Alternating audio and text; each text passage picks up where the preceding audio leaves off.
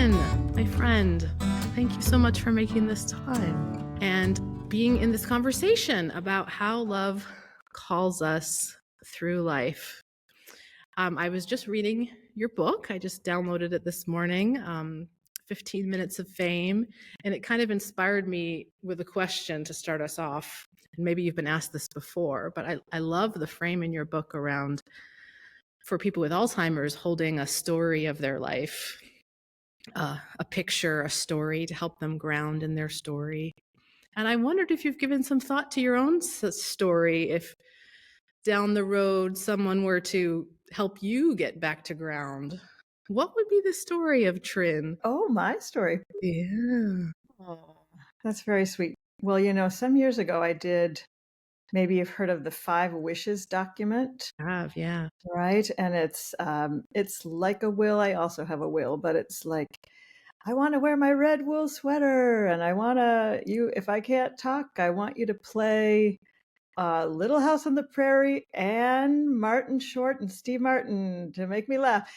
Just rotate those. Like, I just wrote out this whole thing because of the work that I do. It's like, this is what I want. I want to give all my instruments to my brothers and all my jewelry to my sister. And I want to enjoy all styles of music. And because I like to play all styles of music for people as well as in my house. It's what my family did when we were growing up. They just played Beethoven to Beatles and everything. And so it's very sweet to ask that question.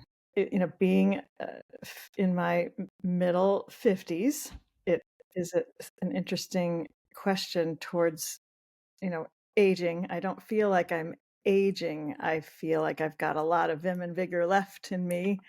I have some medical things coming up that make me feel like, oh, do I really have all the time in the world? But being very present in my life and in the work that I do, I feel excited to just be present with whatever's going to happen in the story of my life. And I love to direct musical choirs. I love to go to concerts. I went to a concert last night and I'm going to one this weekend. It's joyful to experience music in many forms. So I know I have on this document, like, just play me music and play me, operas and, comedies and all of it. I really enjoy it.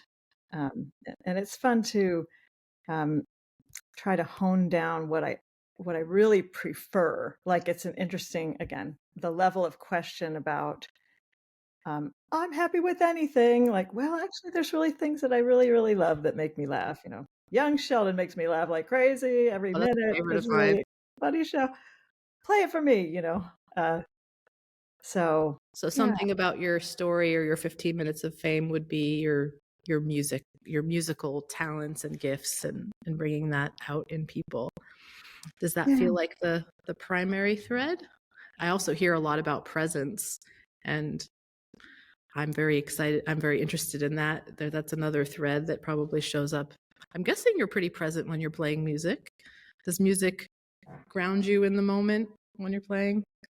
yes. And I like to play for people and engage them in singing and connecting. And the stories always follow. That's the format of my mindful art, music stories, and art sessions I do with people with dementia and their caregivers. And it's an essential structure in my mind that the two are together and they are getting a chance to see their partner at a higher level of functioning than they expected, or that they're surprised, or that they're delighted, or they are bringing up their energy. The caregivers that I work with and their partners, the caregivers have said over and over in this last couple of years, I never heard that story about my partner's life. I never even knew that was important to them. And wow, is that a gift to give to them? Because they're at home stirring and struggling and disappointed and frustrated and maybe struggling with medical needs and medical advocacy. And it's very tiring. And you don't know how long this journey is going to last. It could last for 5 years. It could last for 20 years. Depending on what kind of dementia it is or what's happening with the person. So bringing bringing music in to get energy up, stories that pop out after we have sung, oh, I remember singing that song when I was a teenager on the East Coast, or what, the stories just pile out. Plus the topic, whatever topic we're talking about, like we'll be talking about flowers this week, and gardening, and things that we love, and flowers we remember from our weddings or from our special occasions. And then we'll create art around those flowers, and have an option to draw your own or work from a piece of artwork. And bringing the energy up by the end of the session really makes me happy to see that happen for those partners. And it's really good for me. That sounds That's like my exercise. that's the best case scenario. So it's not about playing to perform or sort of to perfect a piece of music. It sounds like your joy comes from the synergy of the listener, the musician, and then also the exchange between the people who are experiencing it. It sounds like a real, and your presence, or your ability, it sounds like your presence then translates to their presence, to the people that you're working with. Sounds beautiful. What do you think has given you what's drawn you to this recipe? I don't know. I feel like it's like a Right. It is a recipe. or It is a little of this, a little of that. yeah. How did this emerge in your life? Well, being grounded is really important, and I had a brother with special needs who had severe seizures all of his life. He passed at age 9, ultimately, of a seizure. And it attuned my family to being sensitive to people, that they are there, still there, even if you can't see it readily. So I worked with special needs little kids. I did kinder music work for many years.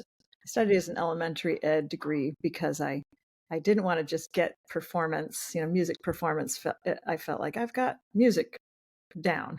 Let's make sure I know how to elicit the best out of people. And so, but I did do kinder music classes with toddlers and their families for many years, which I loved. Same thing, the director would always send the kids with special needs to my class. She's like, Tryn's going to take good care of those kids. And I loved that work too. Had the chance to start working with elders, and just really have done that for many years, 30 years almost now. And it's essential human work to see a person's inside, see their strengths, see their best selves, see their angel in the making. Their angel is still there, even if out here they're confused, they don't know who they are. Where's my daughter? Where's my partner? Where's, did I get groceries today? It's like, okay, that's just the natural body trying to work something out without the help of the brain functioning well. But how can I bypass that? As a full-time caregiver, I started in that work, doing full-time care. I moved to Colorado from Pennsylvania, where I'd done the children work in particular, and started working with elders, and felt like, wow, I really like this.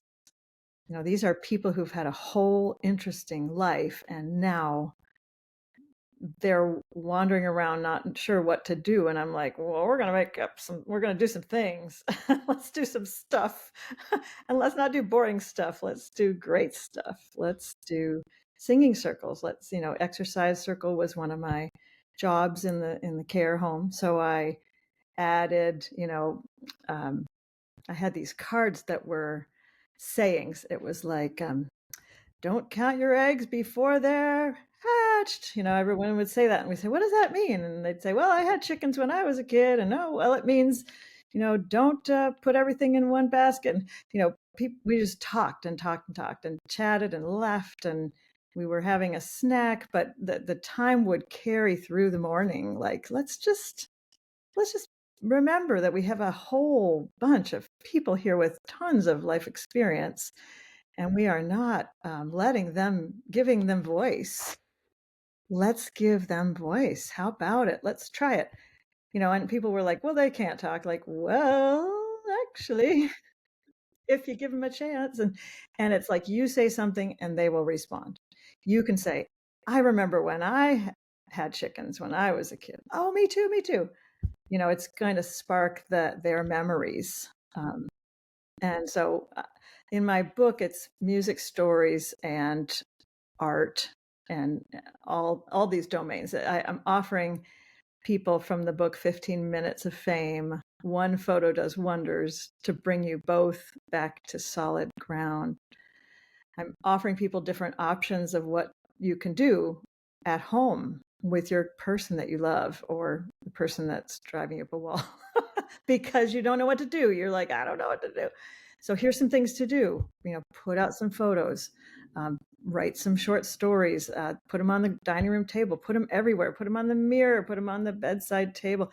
Run into these stories, run into these photos and these song lyrics, or play music during the day and see what they're responding to. It will help all of you have something grounding and something much more interesting than being frustrated and disappointed that this person is no longer who they were. Well, they actually are. And now it's a big job, but the job is now to help them finish strong. Everybody wants to know that they had value in this lifetime, whatever age they are.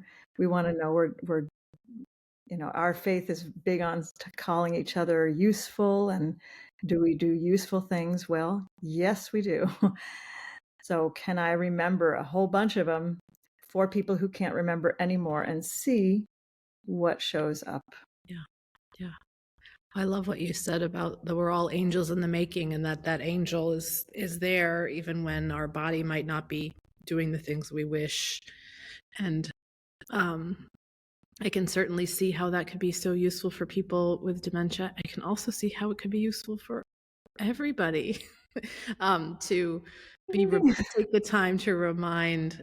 I'm sort of wanting to find a picture of myself that I kind of pull out from time to time, because I think that forgetting can happen on a very, big scale with Alzheimer's. And yet there's sort of a metaphor here, because I think a lot of us can forget our belovedness pretty easily in this earth journey that we're on. So it's a beautiful gift that you're offering. It feels like such deep ministry. Were there people in your life that helped you to kind of that did this for you, or what's been your nurturing in this process? Sweet question. Yeah. I mean, I can look back at the times that were tricky in school and the times that were great. I remember those teachers for me were wonderful. 7th grade, I finally was getting A's in math. Yeah.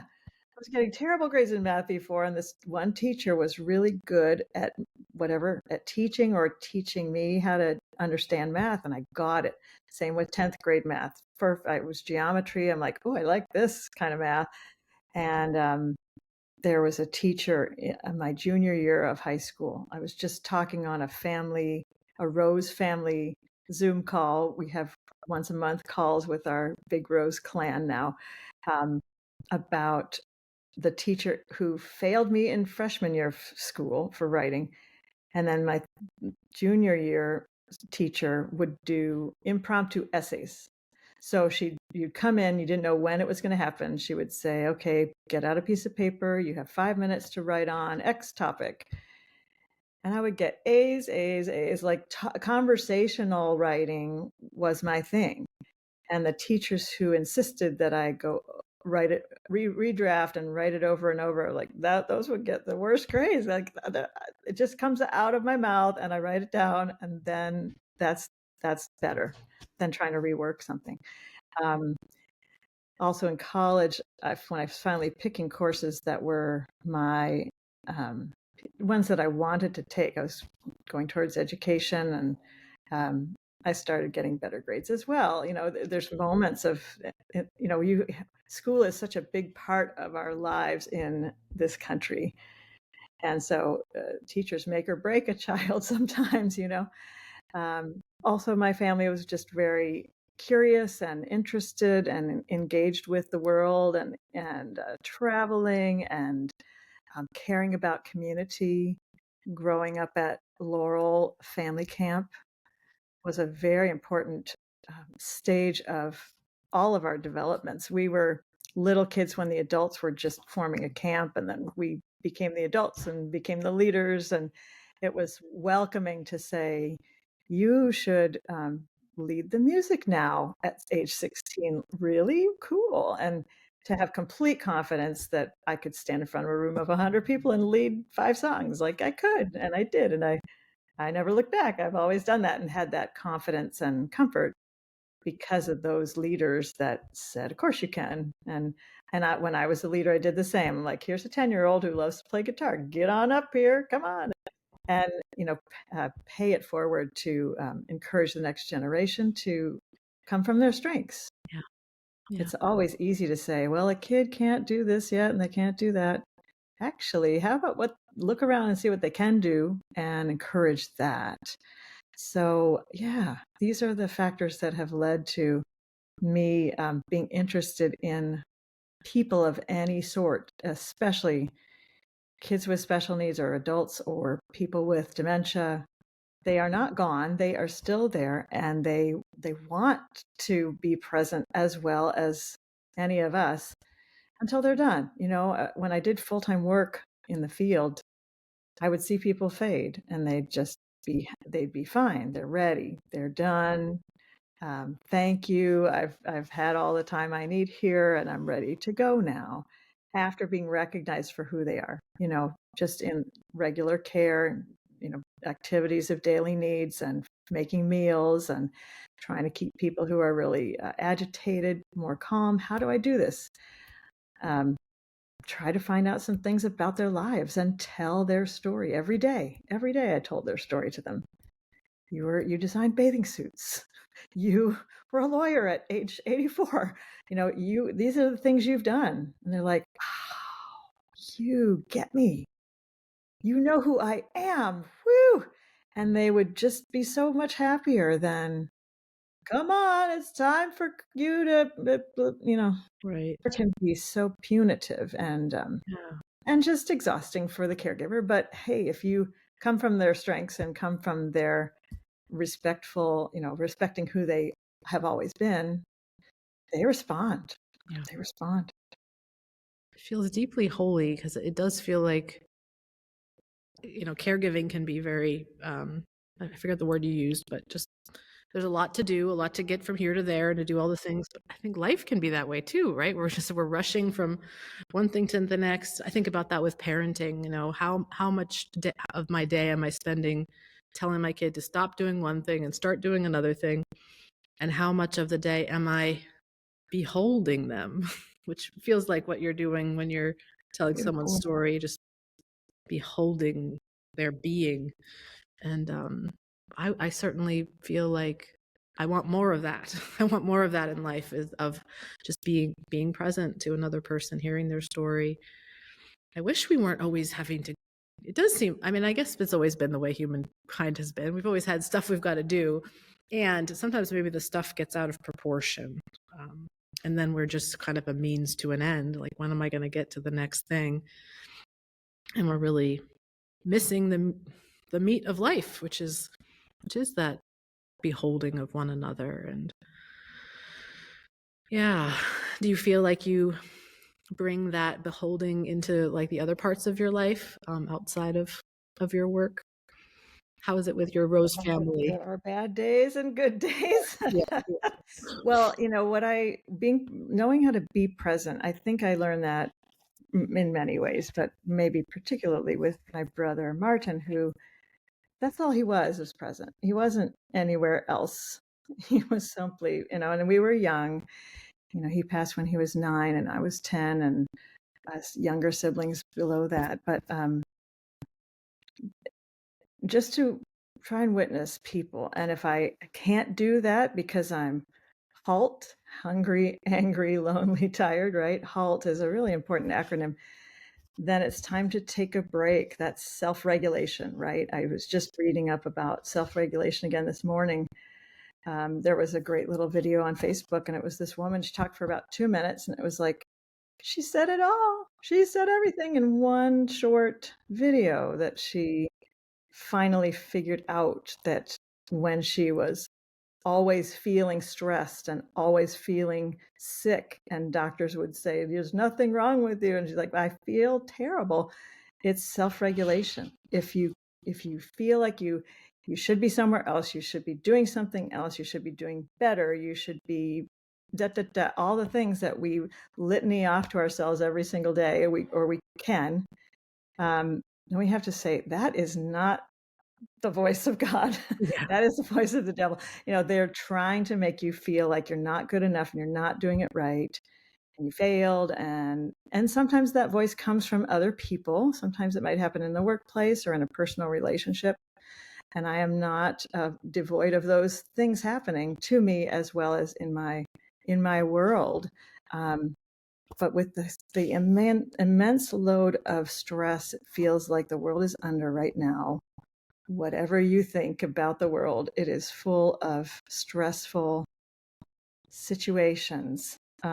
It's all the more important to just recognize, halt, hungry, angry, lonely, tired, take a rest, call a friend, have a cup of tea, take a walk, um, you know, go celebrate. I love concerts, as I said earlier, and then go to sleep, wake up and refreshed, ready for the next thing, with that tucked in to your countenance that, wow, those people were so amazing that played that music. And I was with my friend and we loved it. We chatted and enjoyed it.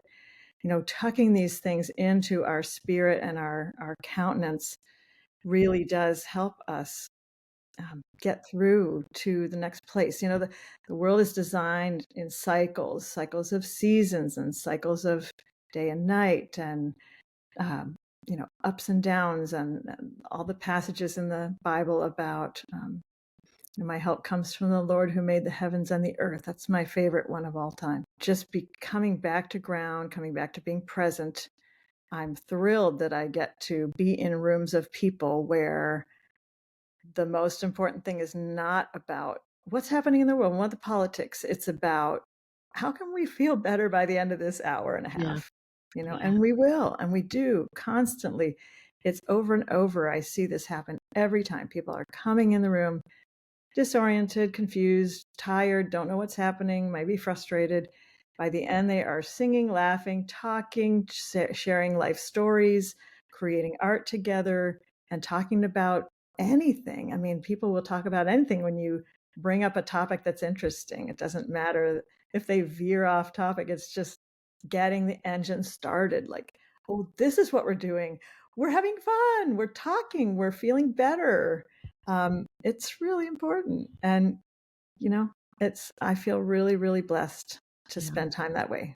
Yeah. So I've chosen it. I've chosen to spend time that way, and I feel very fortunate to do that. It sounds like the environment you're creating for people is one that kind of is conducive to self-regulation. Like they're almost creating the space where people can then come back to that ground. I'm guessing your own ability to do it for yourself also is what empowers you to do it for others. And you mentioned your brother. I love the way you share. He was always present. He was never not present. And that resonates with me a lot, because I do think sometimes we think about presence as like this thing we attain, but I'm like, I think I was a very present when I was an infant. I had it down. It wasn't complicated at all. We make it complicated. But that recognition, it's always there. We're just not giving our attention to it, or we're distracted from it. It's very easy to be distracted. So it's Yeah. not at all like, darn everybody, learn how to. It's not that. It's that I get to spend time creating this space for people. It's also very precious for me to stay present with these people at this time, spending my energy that way. When I first started in the field of Alzheimer's, and I would say, well, I work with people with Alzheimer's, and people like, oh, I'm like, what? I love it. They're happy. I mean, I'm finding ways to find them. What I'm seeing in this care home of 40 people or 100 people or whatever, I was working in different places, is the caregivers are exhausted. We're trying to get, 20 people up, each to get to breakfast. And how do you do that? How in the world do you do that? And the COVID times have made it even more stressful and much more stressful on the workforce that does that every day. And so when I wrote my first book, and I have two other books that I've had a chapter in, which is a gift that I was glad to give.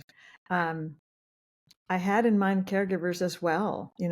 When you are a full-time caregiver and you're expected to do all these jobs that feel like these hard tasks, this is going to make it easier for you, the caregiver, to support the people that you support, to get to their meal in the morning or get to lunch or get to bed, or get to the bathroom. These are things that, yes, we have to do. But gosh, this is your whole day, your whole life. Let's make it energizing for everybody.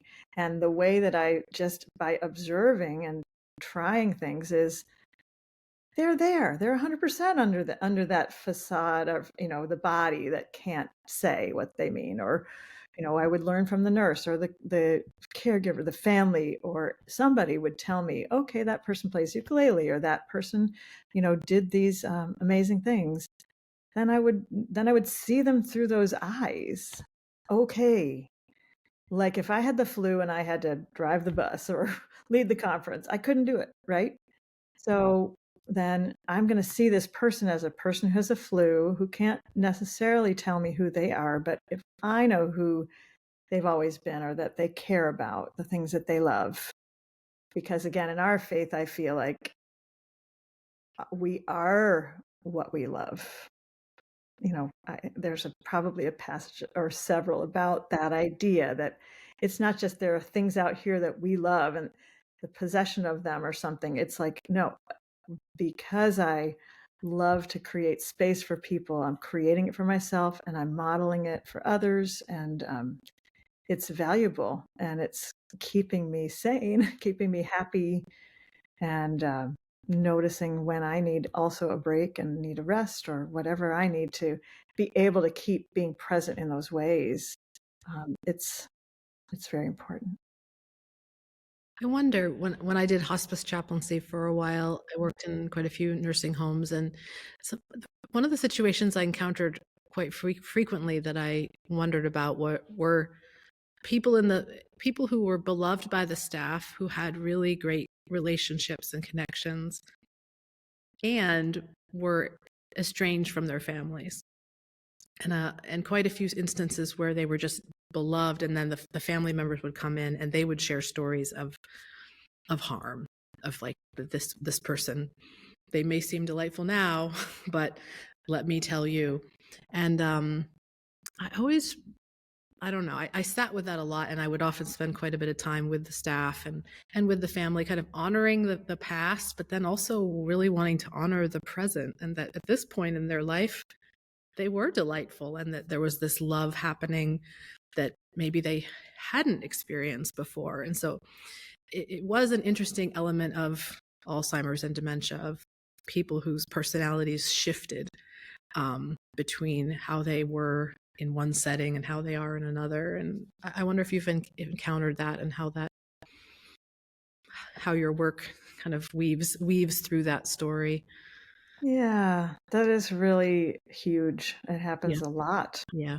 I almost would say, I was going to say if people are in a care home, it might be because the family doesn't have a good relationship, but that's not actually accurate. What's more accurate is, and I say this to people all the time, if you cannot function anymore at home, it is really important for your health, the caregiver, to place somebody in a place where they can get more care and you can recover and have a better relationship with them, because you get to go visit instead of do everything all 24/7.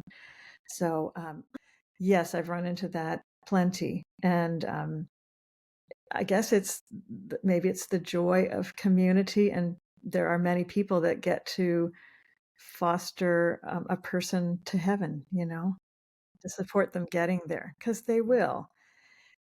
And we might believe that they're going to have some work to do to clean things up in the past, but right now, this is what's here, and yeah, to honor that. And if it's you that honors it, awesome, keep doing it. And if that person, that daughter or son or relative, partner, is in a place where they are exhausted and can't forgive and remember, and it was painful, then they get to have their own healing process separately. And maybe there will be a moment where they can see that person in a new light. But it's okay if they can't. Yeah. Life is complicated, and human beings are complicated. Yes. And the woundedness, we have plenty of woundedness in my family of origin, and we are just doing the best we can to get to the next day. And so whoever is around you when you're learning the new thing, or you're feeling better or feeling restored, that's a beautiful journey Yeah. that we're Be all on. grateful for that. Yeah. Yeah. Everyone's entitled to their experience and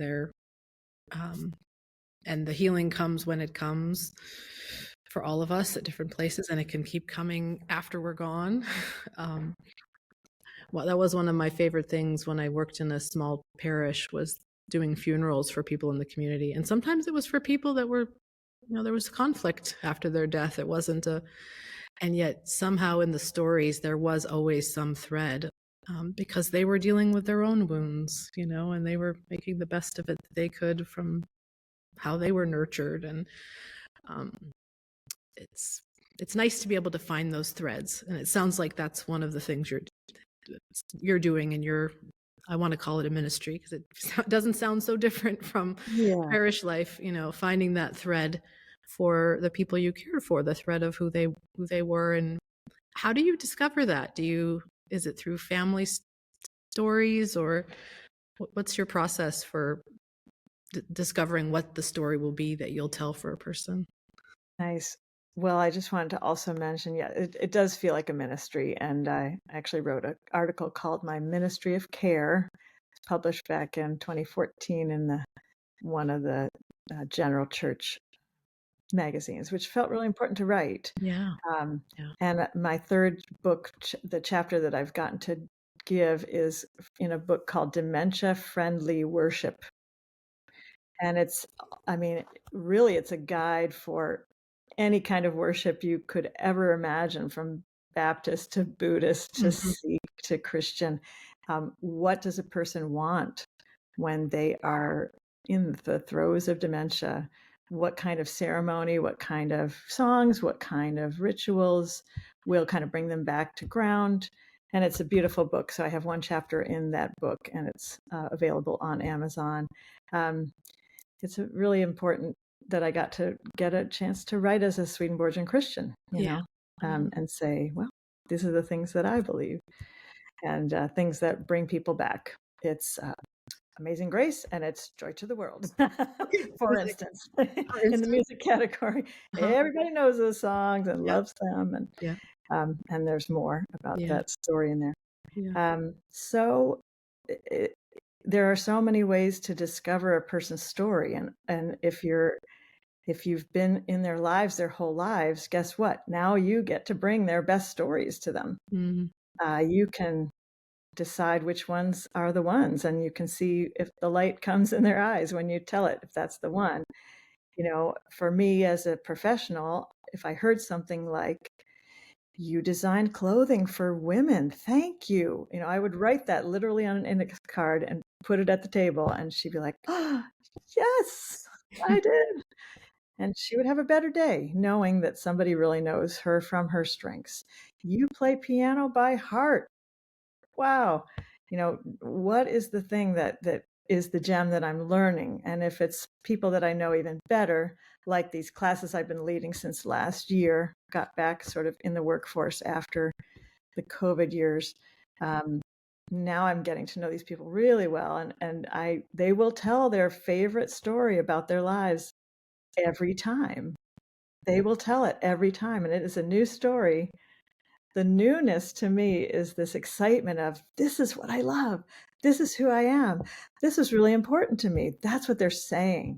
They're not just saying, oh, saying the same story. It's like, no, they're telling you, this is me. This is me. This is who I am. This is what I love.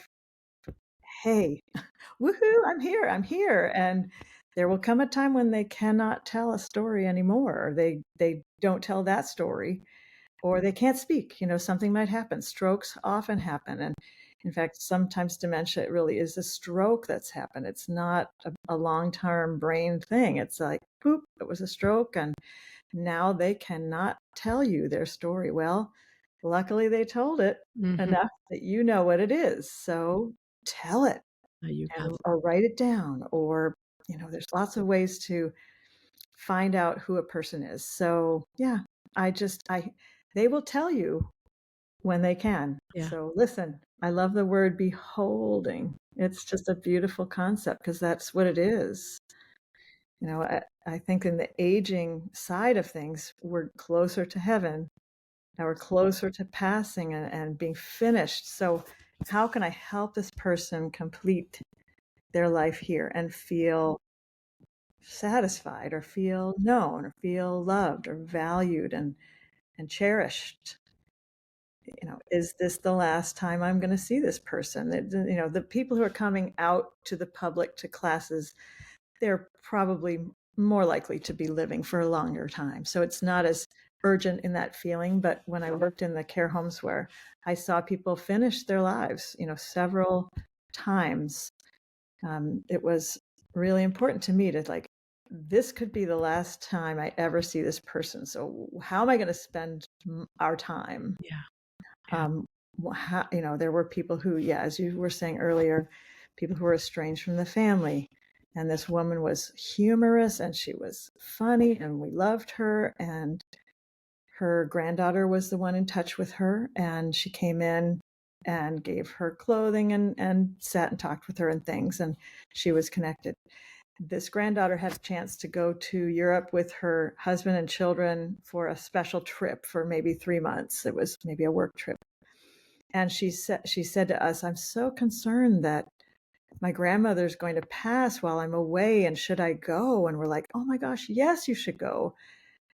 At least that's what we are saying to you. You should go on this trip. This is your life too. You're going to love that trip, and we're going to take really good care of her.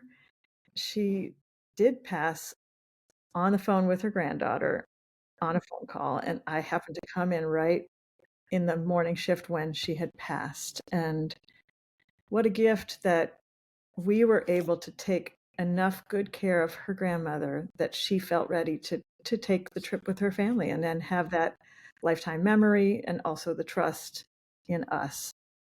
So I want to help caregivers in the field, as well as getting back to practice has been really valuable for me, because, as I say, it helps me feel better too, to create these situations and see the spark in people's eyes come back every time. So yeah, It's good stuff. And honestly, hearing the way you describe what is needed, like, again, it's always needed. We could go any time, and I think about the way we use our time, and I feel like hearing your stories is making me want to foster that in more environments. And even hearing the way you speak about listening to someone tell the same story, it's like they're telling you who they are. And how often, when we're speaking in other environments, are we listening to each other for that? I think that's something I've really begun to wonder about, because we can speak, to try to perfect information. We can sort of argue about facts, and we can kind of get into these academic conversations about what's true. And some people really enjoy that. I think I've really lost all interest in that. I'm much more interested in what's true for you and what's embodied in your experience. And to me, thinking about this as ministry, that's like the word made flesh. That's something that's alive, that right now. And yeah, I'm grateful that we have places that can support people like Tryn doing this with people with Alzheimer's. How can we create more spaces where we encounter and behold each other? I think church can be that kind of a place. And it sounds like Laurel Camp was that kind of a place, that there are these spaces we create where we really prioritize the being together and the encountering each other. And there's lots of places where that is not a priority. It might happen kind of randomly, but is not the norm of how we are together. And I'd like it to be more of the norm. I think it's what I want to be doing right before I go, whenever that time might come. What do you, you've certainly shared how you do this in your space and what fosters this kind of connection. Do you have a sense of what, I don't know, things that we could bring into other environments, or that, one of the ways I often ask folk shape these conversations is what helps love to flow and what gets in the way. I wonder, from your perspective, how might you answer that question? Bring me back if I stay with what gets in the way. I think I'll start with that and go to the strength of how it happens. I think I was speaking about self-regulation. I feel very strongly about how hard that can be and how people are so unaware that they are not regulated, meaning they're not present, they're not relaxed, they're not rested, they haven't eaten well, they haven't exercised enough, they feel frustrated in their work or in their lives. They're not able or not seeing the choices before them to go forward and bring out the best in them. And that can ruin a lot of things and ruin relationships or stress people out, or the stress that runs them makes them think this is real, or this is more important than being present for me to be right, or to me to demand attention, or to whatever it is. Or you can't give it enough attention because you're too stressed. So being able to drill down on what it takes to being present and let yourself answer those questions. Is it that I need to give up this job? Is it that I need to choose a different one? Is it that I need to make more time for my children and stop saying yes to that or this? And whatever the things are that create you having a grounding for being able to, and as I say, there's so much in the world right now that's pulling our attention. It feels so much more than ever before. Maybe it's true. I think it is true with social media and knowing about many more things than we used to know, and being maybe able to change them, which is a good thing, but also really taking stock of what's happening in your life. Do you feel satisfied? Do you feel ready to face the day? If you don't even feel ready to get up in the morning, then you need to pay attention to that. Why? And answer those questions and find out if you're needing a spiritual guide or a medical professional, what is it that's going to help you face your day with strength and resilience.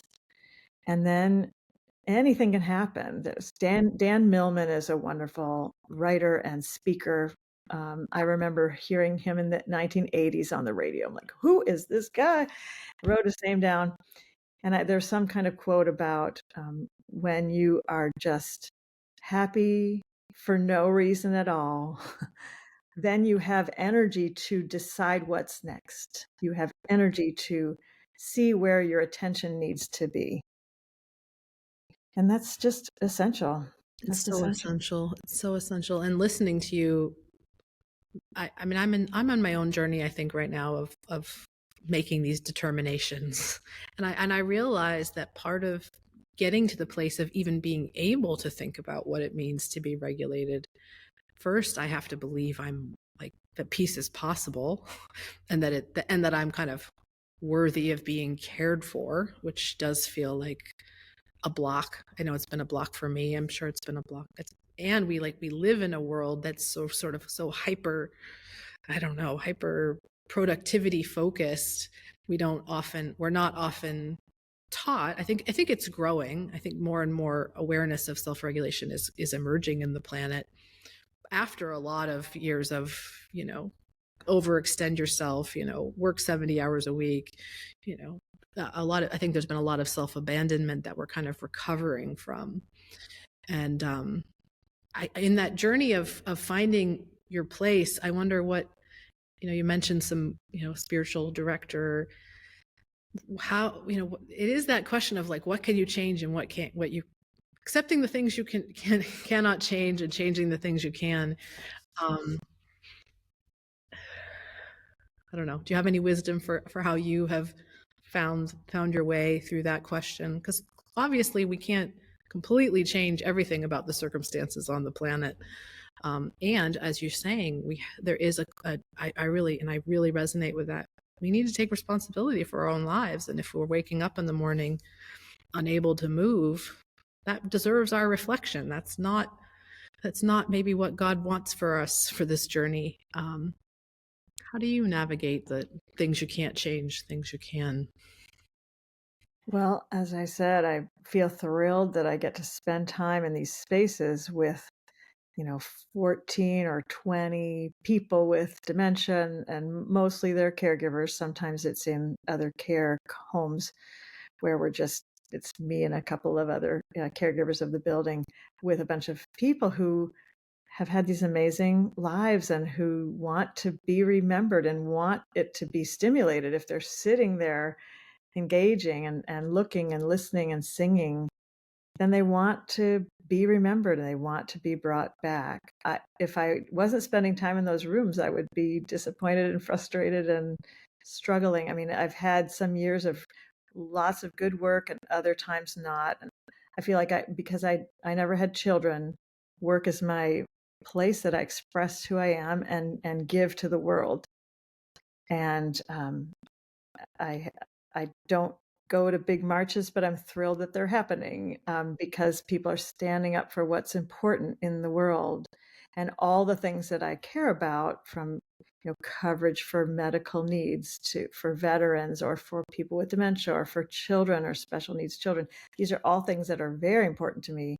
And the way that I'm doing my part is to bring out the best in those people and respect them and write about it. I love to write.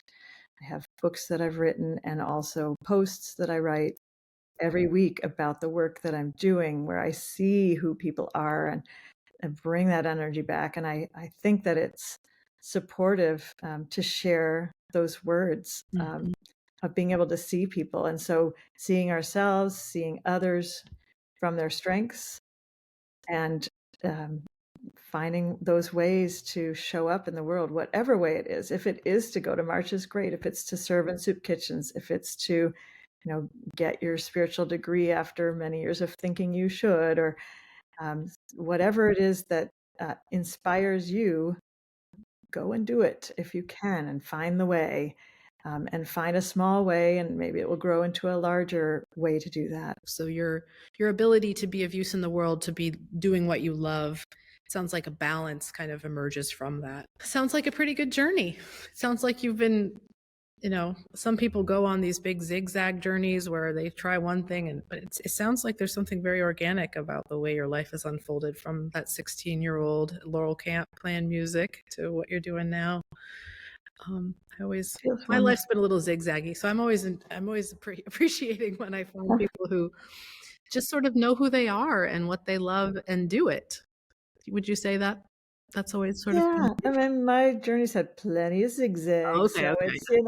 it's but what continues to emerge is to look back from the mountaintop instead of Yeah. from the valley. Like, you can have those valley times, Yeah. but if you look back from the top of the mountain and you go, oh, that's why that zigzag happened, because I wouldn't have arrived here if I hadn't done that. Yeah. It's all part of the journey, really. Yeah. And being as I keep talking about my age, like, I'm 56 and a half. I'm getting older, but I don't feel old. I feel excited that I've had enough life to not feel stuck in the past or saying, if I don't do this, I'm nobody. It's not that about my work. It's just that being in there, being present makes me feel completely myself. And that's why I love it. I There may come a time when I can't physically show up anymore, as I've alluded to medical things that are kind of looming and questions I have to work on with that. But I know that uh, it's my heart that sees the strength in others, and that's always important, is to see people from their strengths and see and be resilient, um, and encourage resilience in others to bounce back or to recover or to make a choice that helps you um, feel more yourself. That's becoming an angel. That's what it is. It's to leave things behind or to add things in or to see something from a new perspective and say, God is with me always. That's the thing in every part. Yeah. God is with me always and wants me to be as strong and blessed as I can be so that I can give gifts to others, whatever way that shows up. It could be just parenting your children is enough. It's not like you have to be out there doing something huge. And sometimes people see the work that I've done and other times they don't, and it's okay. I feel so glad to see the spark in the eyes of the people I work with, and that's a gift to see and to be part of.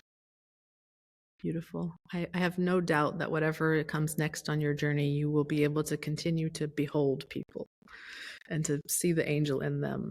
And I'm so happy you've been given these larger venues to do that with more and more people. It's beautiful. Well, thank you so much for your time, Tryn, and thank you for being on this journey of life with me and so many others. Thank you. Thank you for this time, and I look forward to seeing the journey you're going on. It's a wonderful fun as well. It is. It is. We will see what unfolds. And I love it when we both are